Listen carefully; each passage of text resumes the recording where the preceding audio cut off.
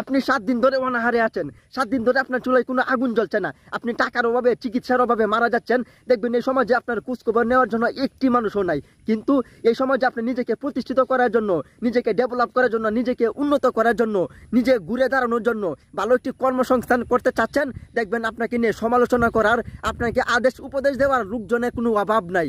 আমাকে আমার সমবয়সী বিভিন্ন লোকজনের হাতে আঙ্গুল দিয়ে দেখিয়ে দিয়েছিল, দেখ বিভিন্ন স্বামী স্ত্রী মানে বিভিন্ন কাপল ব্লগার তারা কিভাবে রাতারাতি লিঙ্ক ভিডিও ভাইরাল করে একেবারে সেলিব্রিটি হয়ে গেছে, তাদের পকেটে এখন বর্তমানে টাকার কোনো অভাব নাই।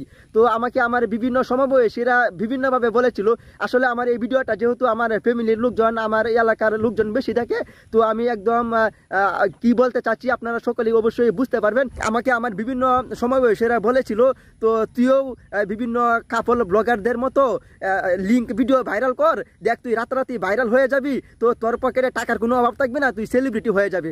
তো তখন আমি তাদেরকে বলেছি, আসলে রাতারাতি ভাইরাল হওয়ার মাধ্যমে আঙ্গুল পুলে যে মানুষ কলা গাছ হয়ে যায়, সেইখানে কিন্তু মানুষের কোনো তৃপ্তি নাই, কোনো সাফল্য নাই। আসলে কষ্ট করে পরিশ্রম করে ধীরে ধীরে যখন মানুষ সফলতা অর্জন করে, সেই সফলতায় কিন্তু তার একটি ভালো রকমের অনুভূতি আছে, তার একটি আত্মতৃপ্তি আছে। কিন্তু রাতারাতি ভাইরালের মাধ্যমে, রাতারাতি সফলতার মাধ্যমে, হ্যাঁ অনেকে সেলিব্রিটি হয়েছে, অনেকে ভাইরাল হয়েছে, কিন্তু সফলতার যে একটা অনুভূতি, আত্মতৃপ্তি, তা কিন্তু তারা কখনোই অনুভব করতে পারে নাই। আসলে আমি তাদেরকে এই কথা বলেছি, আমি ছোটোবেলা থেকেই পরিশ্রম করতে পছন্দ করি। গ্রামে যে সমস্ত কৃষিকাজ হয়, ধান কাটা থেকে শুরু করে ধান রোপণ, এমন কোনো কৃষিকাজ নাই যে ইনশাল্লাহ গ্রামের বাড়িতে থাকতে করি নাই। তারপরে হয়তো 2015 সাল থেকে এখন অবধি স্টিল নাও 2025 সাল পর্যন্ত ঢাকা শহরে আছি।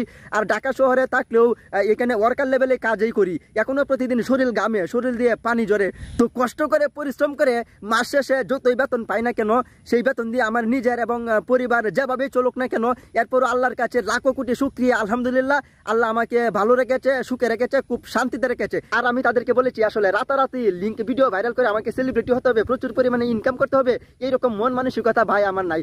ইউটিউবের টাকা দিয়ে যে আমার নিজেকে চলতে হবে, আমার ফ্যামিলিকে চালাতে হবে, এইরকম মন মানসিকতা আমার নাই। আমার আসলে পরিশ্রম করার ইচ্ছা শক্তি আছে, মন মানসিকতা আছে।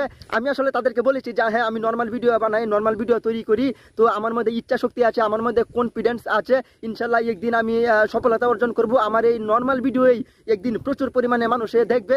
আর আমি নেগেটিভ কোনো কিছু না, আমি ভালো কিছু করার মাধ্যমে, ভালো কাজের মাধ্যমে বাংলাদেশে নিজেকে প্রেজেন্টেশন করতে চাই।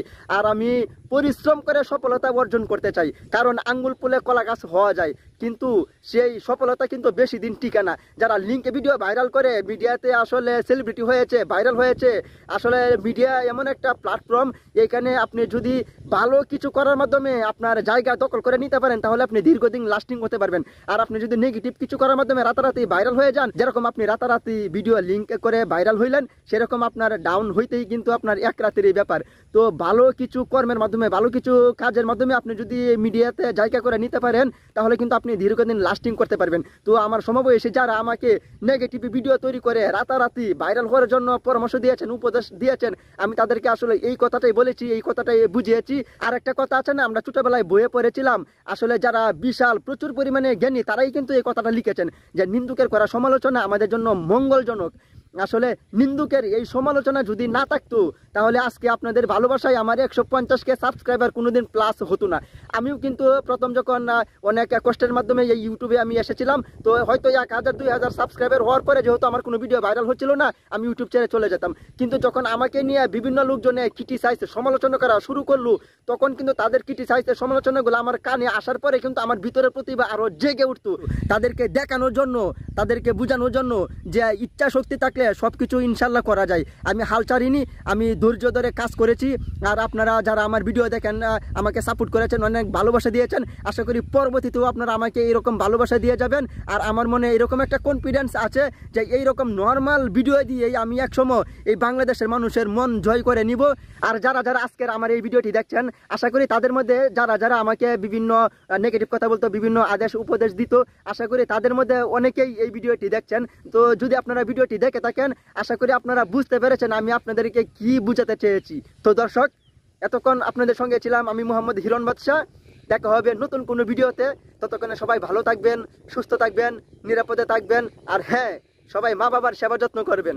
আল্লাহ হাফেজ।